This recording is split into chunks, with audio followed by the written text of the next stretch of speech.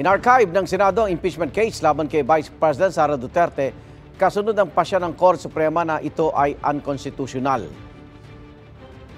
With 19 affirmative votes, 4 negative votes, 1 abstention, the motion to move to transfer the articles of impeachment in relation to case number 002-2011 entitled in the matter of the impeachment trial of Vice President Sara Zimmerman Duterte to the archives. The same is hereby approved.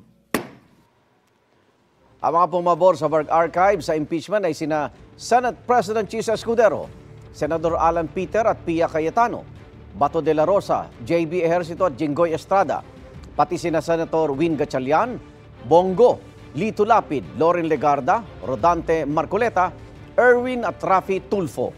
Gayun din sina Senador Amy Marcos, Robin Padilla, Joel Villanueva, Mark at Camille Villar at Migs Subiri. Tutol naman sina Senate Minority Leader Tito Soto, kasama sina Senador Bam Aquino, Riza Ontiveros at Kiko Pangilinan. Nag-abstain naman si Senador Ping Lacson. Igan, mauna ka sa mga balita, mag-subscribe na sa GMA Integrated News sa YouTube para sa iba't ibang ulat sa ating bansa.